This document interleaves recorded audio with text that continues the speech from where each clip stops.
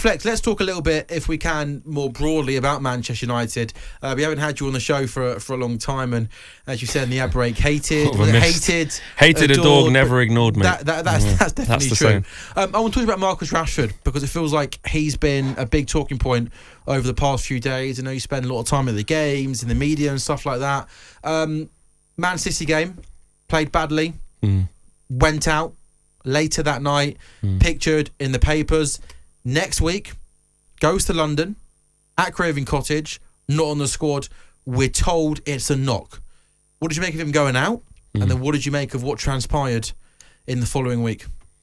I felt like Rashford should have read the room a little bit more on that one. I'm not one of these people that's against players living their lives. You know, what they do in their spare time, you know, whether they're dancing, whether they're happy, whether they're dyeing their hair, whether they're buying jewellery. I am completely the opposite to that. So I will always push back on anyone or any sort of media outlet or media sort of, you know, I mean, ganging up on a player that I feel is like, come on, let's not do that, guys. But after a derby, you can't be, you can't. I just think, you know, going to that spot as well, China White, Have you been? It's a popular place in Manchester. I have been before. Was it good? Good night out. And I'm not necessarily saying that Marcus Rashford was out till 4 a.m. and drinking alcohol and came stumbling home. That's because that's not the truth. We don't know that. I'm just saying it sends out the wrong message after what's happened. I just think it would have been better for him to either go to just a restaurant, you know, just go to a restaurant, have some food, go home, or obviously have it indoors. So, and look, Erik Ten Hag feels the same. He said it was unacceptable and he's apologised and you move on, and that's how it should be. But to answer your question, yeah, I think he could have read the room a little bit better on that. I think, yeah. I think, unfortunately, I think for footballers, they've got to make sacrifices sometimes. And I just think being in a nightclub hours after a defeat where you've played terribly, you've been awful all season, your team have been awful, you've got training the next morning, you've got a big cup game on Wednesday night against Newcastle. I think it was really, really, really, really poor. And also, I sort of think, you know, the absolute elite top level performers, right?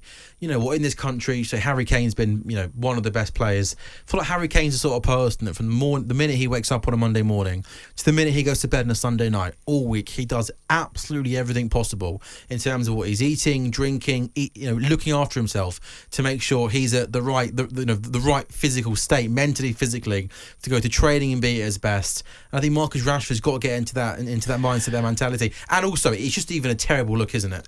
I think it's more to be honest, Sam, I think it's more the optics. Like, I wouldn't even see that and suggest that, you know, Marcus doesn't try in training or isn't in good physical condition. And we've seen him, you know, take himself away to America at the beginning of last season, which led to such a good season for him.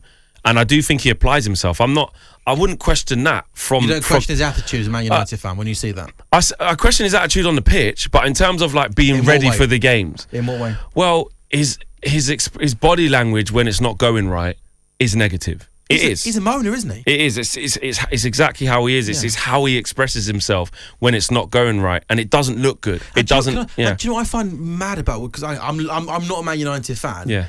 And I look at Rashford sometimes on the left, and he's always got his arms in the air. And I think to myself, you're one of the worst players at Man United. Every time you get the ball, your first touch is dreadful. You can't beat a man. And every single time you don't get the ball, your arms are in the air. I think his attitude stinks. And that's what I mean. It's the response to adversity that we're not seeing. You know, a lot of players when they're not playing well, play themselves into the game, work hard off the ball, you know, put that level of effort in. And I think when it's not going well for Marcus Rashford, we don't always see that for large parts, to the point where how many times have I said, till I'm blue in the face, I've said I don't think he should be starting games. You know, really. At one stage, absolutely. Obviously, now he's had a game out because of injury, but he is still our best left winger.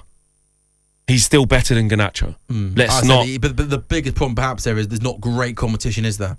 Exactly. And look, and that's not a plight on Garnacho. He's a young kid coming through, and there are certain games where I think, challenge Marcus Rashford. Let him understand what it's like to sit out and say, I can't let this young kid take my position. Let's see what sort of reaction we get then. But like I said, he's still a big player for Man United, as is Bruno, and I don't think Ten Hag can can afford to lose any more big players. On AM, on DAB, via the talkSPORT app and on your smart speaker. talkSPORT.